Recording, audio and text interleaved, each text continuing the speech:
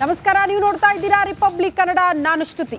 ಸಣ್ಣ ಘಟನೆ, ಆಕಸ್ಮಿಕ ಘಟನೆ, ನಾಗಮಂಗಲದಲ್ಲಿ ಆಗಿರುವ ಗಲಭೆ ಪ್ರಕರಣಕ್ಕೆ ಸಂಬಂಧಪಟ್ಟಂತೆ ಗೃಹ ಸಚಿವರ ಸ್ಟೇಟ್ಮೆಂಟ್ ಇದು. ಗೃಹ ಸಚಿವರು ಈಗ ನೋಡಲೇಬೇಕಾಗಿರುವಂತಹ ದೃಶ್ಯಗಳನ್ನ ನಿಮ್ಮ ಮುಂದೆ ಇಡ್ತಾ ಇದೀವಿ. ಇದನ್ನ ನೋಡಿದ ಮೇಲೆ ಗೃಹ ಸಚಿವರ ರಿಯಾಕ್ಷನ್ ಹೇಗಿರುತ್ತೆ ಅಂತ. ಇದು ಆಕಸ್ಮಿಕನ, ಸಣ್ಣ ಘಟನೆನ ನಾವು ಪ್ರಶ್ನೆ ಮಾಡ್ತಿದ್ದೀವಿ. ಒಂದೊಂದು ಘಟನೆಗಳು ಕೂಡ ಪ್ರೀ ಪ್ಲಾನ್ಡ್ ಅನ್ನೋದನ್ನ ಸಾರಿ ಸಾರಿ ಹೇಳ್ತಾ ಇದೆ. ಮೊದಲ ದಿನ ಅಂಗಡಿಗಳ ಸಿಸಿ ಕ್ಯಾಮ್ರಾಗಳನ್ನ ಉಡಿಸ್ ಮಾಡಿರುವಂತಹ ದೃಶ್ಯ, ಆ ನಂತರ ಗೋಗರ್ದು ಅಂಗಲಾಚಿ ಬೇಡ್ಕೊಳ್ತಾ ಇರುವಂತಹ ದೃಶ್ಯ ನಿನ್ನೆ ರಿಪಬ್ಲಿಕ್ ಕನ್ನಡ ಬ್ರೇಕ್ ಮಾಡ್ತು. 30 ಲಕ್ಷ ಬಂಡವಾಳ ಹಾಕಿದ್ದಾರೆ, ದಯವಿಟ್ಟು ಕಾಪಾಡಿ ತಡೀರಿ ಅಂತ ಮನವಿ ಮಾಡಿದ್ರು ಕೂಡ ಪೊಲೀಸರು ಅಲ್ಲಿಂದ ಕದಲಲಿಲ್ಲ. ಆ ನಂತರ ಈಗ ಸಿಕ್ಕಿರುವಂತಹ ದೃಶ್ಯ ಇದೆಯಲ್ಲ, ಪೆಟ್ರೋಲ್ ಬಾಂಬ್ ದಾಳಿ, ಇದೆಲ್ಲವೂ ಕೂಡ ಆಕಸ್ಮಿಕ ಅಂತ ಅನ್ಸುತ್ತಾ?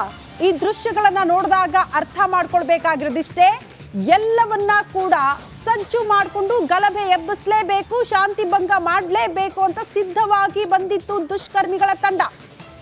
ದೃಶ್ಯ ನೋಡ್ತಾ ಇದೀವಿ, ಮಾರ್ಕ್ ಮಾಡಿ ತೋರಿಸ್ತಾ ಇದೀವಿ. ಪೆಟ್ರೋಲ್ ಬಾಂಬ್ ದಾಳಿ, ಬಹುತೇಕರ ಕೈಯಲ್ಲಿ ಲಾಂಗು ಮಚ್ಚು ತಲ್ವಾರ್. ಇದು ಆಕಸ್ಮಿಕ ಸಣ್ಣ ಘಟನೆ ಅಂತ ಹೇಗೆ ಕನ್ಸಿಡರ್ ಮಾಡ್ತಾರೆ ಗೃಹ ಸಚಿವರು? ಇದು ಕೋಮು ಸಂಘರ್ಷ, ಕೋಮು ಗಲಭೆ ಅಂತ ಬಿತ್ತರ ಮಾಡಬೇಡಿ ಅಂತ ಮಾಧ್ಯಮಗಳಿಗೆ ಮನವಿ ಮಾಡುವಂತ ಗೃಹ ಸಚಿವರೇ, ಈ ದೃಶ್ಯಗಳನ್ನ ಒಮ್ಮೆ ನೋಡ್ಲೇಬೇಕು ನೀವು. ಈಗ ನೋಡ್ತಾ ಇದೀವಲ್ಲ, ಅಂಗಡಿ ಧ್ವಂಸ ಆಗಿರೋದು, ಪೆಟ್ರೋಲ್ ಬಾಂಬ್ ದಾಳಿ ಆಗಿರೋದು, ಹೇಗೆ ಇದೆಲ್ಲವೂ ಕೂಡ ಆಕಸ್ಮಿಕ ಅನ್ನೋದಕ್ಕೆ ಸಾಧ್ಯ? ರಾಜ್ಯದಲ್ಲಿ ಇದಕ್ಕಿಂತ ದೊಡ್ಡ ಘಟನೆಗಳು ನಡಿಬೇಕಾ ಅನ್ನೋದನ್ನ ಕೂಡ ನಾವು ಪ್ರಶ್ನೆ ಮಾಡಬೇಕಾಗುತ್ತೆ ಗೃಹ ಇಲಾಖೆಯನ್ನ. ನಾಗಮಂಗಲ ಘಟನೆ ಸಣ್ಣದು ಅಂತ ಹೇಳುವ ಸಚಿವರೇ ಎಚ್ಚರ ವಹಿಸೋದು ಯಾವಾಗ? ಗಲಭೆಯಲ್ಲಿ ದೊಡ್ಡ ಘಟನೆ ಅನ್ನೋದಕ್ಕೆ ಏನ್ ಮಾನದಂಡ ಇರ್ಬೇಕಾಗಾದ್ರೆ? ನಿಮ್ಮ ದೃಷ್ಟಿಯಲ್ಲಿ ದೊಡ್ಡ ಗಲಭೆ ಅನ್ನೋದಕ್ಕೆ ಯಾವ್ದಕ್ಕೆ ಹೇಳ್ತೀರಾ ನೀವು? ಕಿಡಿಗೇಡಿಗಳ ಕೃತ್ಯ ಸಮರ್ಥಿಸಿಕೊಳ್ಳುವ ಮುನ್ನ ಹುಷಾರಾಗಿರ್ಬೇಕು ಗೃಹ ಸಚಿವರು. ನಾಗಮಂಗಲ ಹೊತ್ತಿ ಉರಿದಿದೆ, ಹಲವು ಅಂಗಡಿ ಮುಂಗಟ್ಟುಗಳು ನಾಶವಾಗಿದೆ, ಏನೆಲ್ಲ ಧ್ವಂಸವಾಗಿದೆ ಅನ್ನೋದನ್ನ ಗಮನಿಸಿದ್ವಿ. ಪ್ರಮುಖವಾಗಿ ಗಮನಿಸಬೇಕು, ಶಾಂತಿ ಭಂಗ, ಕೋಮು ಸಂಘರ್ಷ ಉಂಟಾಗಿದೆ. ಇದು ಸಣ್ಣ ಘಟನೆಯನ್ನ ಗೃಹ ಸಚಿವರಿಗೆ ಅನ್ನೋದನ್ನ ನಾವು ಪ್ರಶ್ನೆ ಮಾಡ್ತಿದ್ದೀವಿ.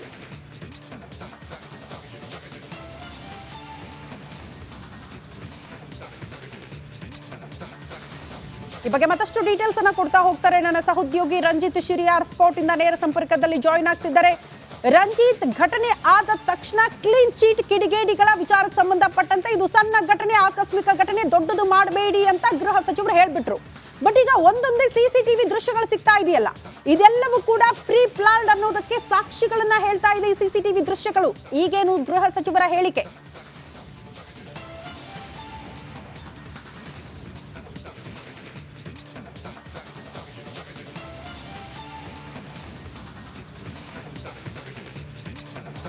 ಖಂಡಿತವಾಗಲೂ ಕೂಡ ಶ್ರುತಿ, ಮಾನ್ಯ ಹೋಮ್ ಮಿನಿಸ್ಟರ್ ಪರಮೇಶ್ವರ್ ಸಾಹೇಬ್ರು ಯಾವಾಗ ಈ ಘಟನೆಯಾಗಿ ಸುಮಾರು 25 ಅಂಗಡಿಗಳು ಸಂಪೂರ್ಣವಾಗಿ ಭಸ್ಮ ಆದವು, ಆಗ ಅವರು ಹೇಳಿದಂಥ ಮಾತು ಇವತ್ತು ಚರ್ಚೆಗೆ ಕಾರಣ ಆಗಿದೆ. ಏನಾಗಿದೆ, ಯಾರು ಮಾಡಿದ್ದಾರೆ, ಯಾಕಾಗಿ ಮಾಡಿದ್ದಾರೆ, ಏನವರ ಹಿಡನ್ ಅಜೆಂಡಾ, ಇದ್ಯಾವುದೂ ಕೂಡ ತಿಳಿಯದೆ ಮಾನ್ಯ ಹೋಮ್ ಮಿನಿಸ್ಟರ್ ಇದೊಂದು ಆಕಸ್ಮಿಕವಾದಂಥ ಘಟನೆ, ಇದನ್ನು ದೊಡ್ಡದು ಮಾಡಬೇಡಿ ಅಂತ ಹೇಳಿದ್ದಾರೆ. ಸುಮಾರು 25 ಅಂಗಡಿಗಳು ಸುಟ್ಟು ಹೋಗಿದ್ದಾವಲ್ಲ, ಅವರ ಕುಟುಂಬಗಳು ಇವತ್ತು ಬೀದಿಗೆ ಬಿದ್ದಿದ್ದಾವಲ್ಲ, ಇದು ನಿಮಗೆ ಆಕಸ್ಮಿಕವಾಗಿ ಆಗಿರೋ ಘಟನೆನಾ? ಇದು ಅವರ ಬದುಕಿವತ್ತು ಬೀದಿಗೆ ಬಂದಿದೆಯಲ್ಲ, ಇದು ನಿಮಗೆ ಸಣ್ಣ ವಿಚಾರನ? ಇದು ಸುಮಾರು 4 ಗಂಟೆ ಸುಮಾರಿಗೆ ರಿಪಬ್ಲಿಕ್ ಕನ್ನಡ ಎಕ್ಸ್ಕ್ಲೂಸಿವ್ ಆಗಿ ಎಕ್ಸ್ಪೋಸ್ ಮಾಡ್ತಾ ಇದೆ. ಸುಮಾರು 4 ಗಂಟೆಯ ಸುಮಾರಿಗೆ ಕೆಲ ಸಮುದಾಯದ ಆ ಪೇಟೆಯಲ್ಲಿ ಟೌನಲ್ಲಿದ್ದಂಥ ಕೆಲ ಅಂಗಡಿಗಳು ಬಂದಾಗ್ತವೆ. 4 ಗಂಟೆಯ ಸುಮಾರಿಗೆ, ಸಂಜೆ 4 ಗಂಟೆಯ ಸುಮಾರಿಗೆ, 7 ಗಂಟೆಗೆ ಇದೇ ನಾಗಮಂಗಲ ಟೌನ್ ಹೊತ್ತಿ ಉರಿಯುತ್ತೆ. 4 ಗಂಟೆಗೆ ಅಂಗಡಿಗಳು ಬಂದಾಗ್ತವೆ. 4 ಗಂಟೆಗೆ ಕೆಲ ಜನರು ತಮ್ಮ ಮನೆಗೆ ಸೇರ್ಕೋತಾರೆ. 4 ಗಂಟೆ ಸುಮಾರಿಗೆ ಇವರು ತಯಾರಿ ಮಾಡಿದ್ರು ಅನ್ನೋದಕ್ಕೆ ಕೆಲ ಮೆಡಿಕಲ್ಗಳಲ್ಲಿ ಮಾಸ್ ಆಗಿ 100ರಿಂದ 200 ಮಾಸ್ಕ್ಗಳನ್ನು ಪರ್ಚೇಸ್ ಮಾಡಿ ಹೋಗ್ತಾರೆ. ಕೆಲ ಕಲ್ಲುಗಳನ್ನು, ಕೆಲ ದೊಂಬಿಗೆ ಬೇಕಾದಂಥ ಕೆಲ ಕಂಬಿಗಳನ್ನು ಇವರು ಒಂದು ಕಡೆ ಸ್ಟೋರ್ ಮಾಡ್ತಾರೆ, ಸೈಜ್ ಕಲ್ಲುಗಳನ್ನು ಎತ್ತಿಡ್ತಾರೆ. ಇದನ್ನೆಲ್ಲ ನೋಡಿದಾಗ ಗೊತ್ತಾಗುತ್ತೆ ಇದು ಪೂರ್ವ ನಿಯೋಜಿತವಾಗಿ ಗಲಭೆಯನ್ನು ಸೃಷ್ಟಿಸಿ ಇಲ್ಲಿನ ಸಾಮರಸ್ಯವನ್ನು ಹಾಳು ಮಾಡೋದು ಇಲ್ಲಿ ಕೆಲವು ಕಿಡಿಗೇಡಿಗಳ ಉದ್ದೇಶ ಆಗಿತ್ತು. ಈ ಕಾರಣಕ್ಕೋಸ್ಕರ ಅವರು ಈ ರೀತಿ ಗಲಭೆ ಮಾಡಿದ್ರು ಅನ್ನೋದು ನೋಡಿ. ಬುಧವಾರ ಸಂಜೆ ಆದಂಥ ಘಟನೆ, ಅದಾದ ನಂತರ ಬಂದೋಬಸ್ತ್ ಇವತ್ತಿನವರೆಗೂ ಹೇಗಿದೆ ಅಂತ ಹೇಳಿ ತೋರಿಸ್ತೀನಿ ನಾನು. ಎಷ್ಟು ಸೂಕ್ಷ್ಮವಾಗಿದೆ ನಾಗಮಂಗಲ ಅನ್ನೋದನ್ನು ತೋರಿಸ್ತೀನಿ ನೋಡಿ. ಇವತ್ತಿನವರೆಗೂ ಕೂಡ ಈ ಮಂಡ್ಯದಿಂದ ಬರುವಂಥ ವೆಹಿಕಲ್ಗಳನ್ನು ತಡೆಯೋ ಪ್ರಯತ್ನವನ್ನು ಮಾಡ್ತಾ ಇದ್ದಾರೆ. ತಡೆಯೋದಂತ ಹೇಳಿದರೆ ಚೆಕ್ ಪೋಸ್ಟ್ಗಳಲ್ಲಿ ತಡೆದು ಚೆಕ್ ಮಾಡಿ ಬಿಡ್ತಾ ಇದ್ದಾರೆ. ಇಲ್ಲಿನ ಜನರು ಸಂಪೂರ್ಣವಾಗಿ ಅಂದರೆ ಯುವಕರು ಸಂಪೂರ್ಣವಾಗಿ ಊರು ಬಿಟ್ಟು ಹೋಗಿದ್ದಾರೆ. ಯಾವುದೇ ಸಮಯದಲ್ಲಿ ನಮ್ಮನ್ನು ಫಿಟ್ ಮಾಡ್ಬೋದು ಅಂಥೇಳಿ ಕೆಲ ಅಮಾಯಕರನ್ನು ಕೂಡ ಬಂಧಿಸಿದ್ದಾರೆ ಅನ್ನೋದ್ರ ಬಗ್ಗೆಯೂ ಕೂಡ ಆರೋಪಗಳಿದ್ದಾವೆ ನೋಡಿ. ಯಾವುದೇ ವೆಹಿಕಲ್ ಮಂಡ್ಯ ಕಡೆ ಹೋಗೋದು ಬರೋದು ಏನೇ ಇದ್ರೂ ಕೂಡ ಪೊಲೀಸರು ತಪಾಸಣೆ ಮಾಡಿ ಬಿಡ್ತಾ ಇದ್ದಾರೆ. ಯಾಕಂತ ಹೇಳಿದರೆ ಕೇರಳದಿಂದ ನಾವು ಗಮನಿಸ್ಬೋದು, ಆ FIRನಲ್ಲಿ ದಾಖಲಾದಂಥ 44ನೇ ಆರೋಪಿ ಮತ್ತು ನೋಡಿ ಇಲ್ಲೊಬ್ಬರು ಬಂದರೆ ಅವ್ನು ಮಾತಾಡ್ಸೋಣ. 44ನೇ ಆರೋಪಿ ಮತ್ತು 61ನೇ ಆರೋಪಿ ಇವರು ಕೇರಳದಿಂದ ಬಂದಿದ್ದಾರೆ ಅನ್ನೋ ವಿಚಾರ ನೋಡಿ.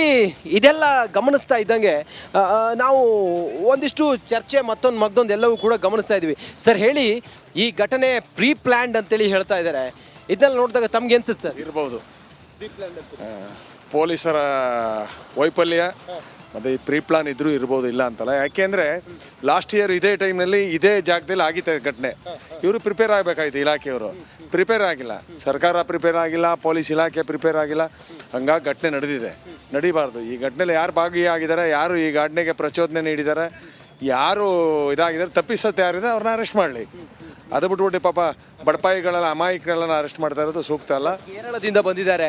ಸುಮಾರು 4 ಗಂಟೆ ಸುಮಾರಿಗೆ ಕೆಲ ಸಮುದಾಯದ ಅಂಗಡಿಗಳಲ್ಲೂ ಕೂಡ ಕ್ಲೋಸ್ ಆಗ್ತವೆ. ಸೈಜ್ ಕಲ್ಲುಗಳನ್ನು ತಂದಿದ್ರು, ತಲವಾರುಗಳನ್ನು ತಂದಿದ್ರು. PFI ಸಕ್ರಿಯ ಕಾರ್ಯಕರ್ತರು ಇದರಲ್ಲಿ ಭಾಗಿಯಾಗಿದ್ರು ಅಂತ ಹೇಳಿದ್ರೆ ಇವ್ರ ಉದ್ದೇಶ ಏನಾಗಿತ್ತು ಸರ್? ಇಲ್ಲ, PFI ಬಗ್ಗೆ ನನಗೆ ಮಾಹಿತಿ ಇಲ್ಲ, ಗೊತ್ತಿಲ್ಲ ನನಗೆ. ನಿನ್ನೆ ಇದೇ ಪತ್ರಿಕೆಯಲ್ಲಿ TV ನೋಡ್ತಾ ಇದ್ದೀನಿ ನಾನು. ಬಟ್ ಇಲ್ಲಿ ಘಟನೆ ಲಾಸ್ಟ್ ಇಯರ್ ಆಗಿರೋದ್ರಿಂದ ಇದು ಪ್ರೀ ಪ್ಲಾನು ಮತ್ತು ಈ ಪೊಲೀಸರ ವೈಫಲ್ಯ ಇದರಿಂದ ಆಗಿದೆ ಅಂತ ನಾವು ಹೇಳ್ಬೋದು ಅಷ್ಟೇ ವಿನ ಇದ್ರ ಬೇರೆ ಮಾಹಿತಿ ಈಗ ದೊಡ್ಡ ಲೀಡರ್ ನೆನ್ನೆ ನಮ್ಮ ಅಶ್ವತ್ಥನಾರಾಯಣ ಡೆಪ್ಟಿ CM ಎಕ್ಸ್ ಇವರು. ಓಕೆ ರಂಜಿತ್, ಧನ್ಯವಾದಗಳು ತಮ್ಮೆಲ್ಲ ಮಾಹಿತಿಗೆ.